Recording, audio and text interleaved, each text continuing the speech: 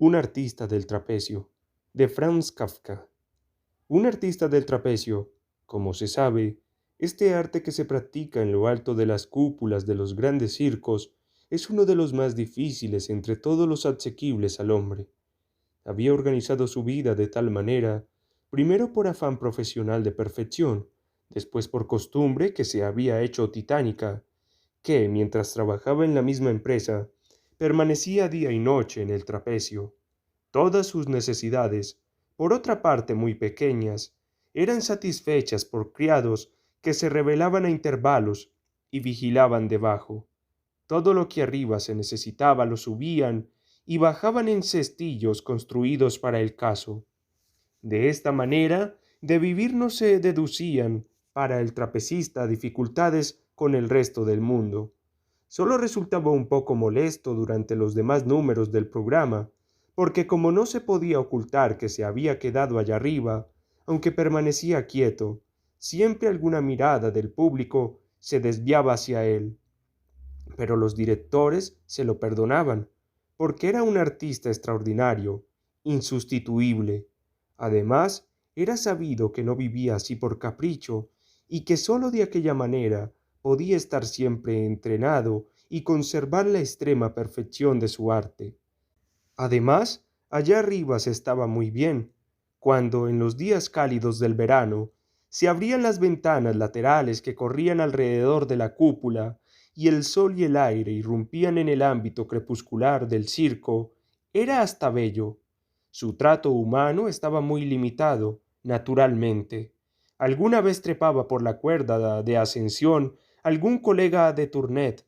Se sentaba a su lado en el trapecio, apoyado uno en la cuerda de la derecha, otro en la de la izquierda, y charlaban largamente. O bien los obreros que reparaban las techumbres cambiaban con él algunas palabras por una de las claraboyas, o el electricista que comprobaba las conducciones de la luz en la galería más alta, le gritaba alguna palabra respetuosa, si bien poco comprensible. A no ser entonces, estaba siempre solitario. Alguna vez un empleado que erraba cansadamente a las horas de la siesta por el circo vacío, elevaba su mirada a la casi atrayente altura donde el trapecista descansaba o se ejercitaba en su arte sin saber que era observado. Así hubiera podido vivir tranquilo el artista del trapecio, a no ser por los inevitables viajes de lugar en lugar que lo molestaban en sumo grado. Cierto es que el empresario cuidaba de que este sufrimiento no se prolongara innecesariamente. El trapecista salía para la estación en un automóvil de carreras que corría, a la madrugada, por las calles desiertas, con la velocidad máxima, demasiado lenta, sin embargo, para su nostalgia del trapecio.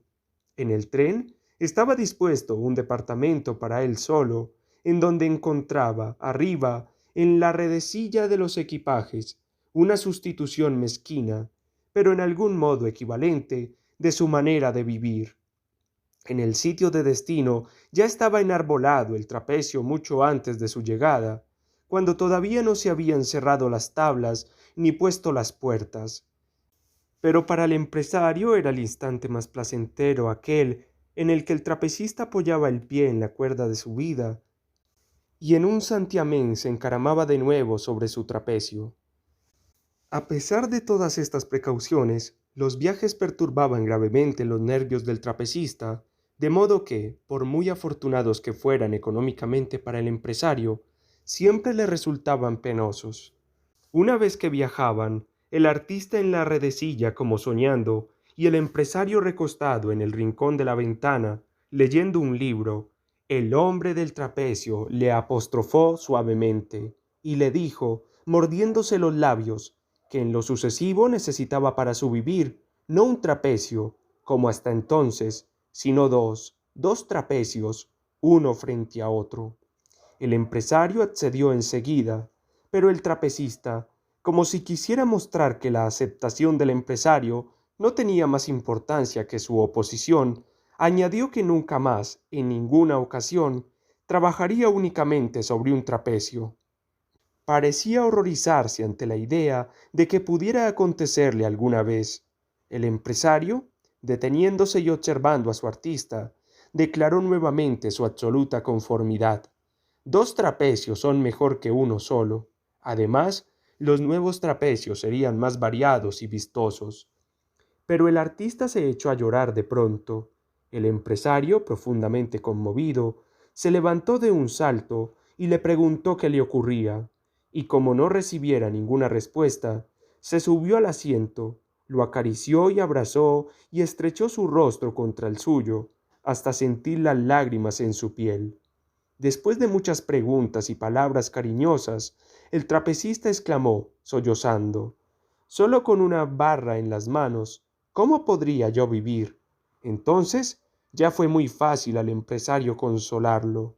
Le prometió que en la primera estación, en la primera parada y fonda, telegrafiaría para que instalasen el segundo trapecio, y se reprochó a sí mismo duramente la crueldad de haber dejado al artista trabajar tanto tiempo en un solo trapecio. En fin, le dio las gracias por haberle hecho observar al cabo aquella omisión imperdonable. De esta suerte, pudo el empresario tranquilizar al artista y volverse a su rincón. En cambio, él no estaba tranquilo. Con grave preocupación espiaba, a hurtadillas, por encima del libro, al trapecista. Si semejantes pensamientos habían empezado a atormentarlo, podrían ya cesar por completo.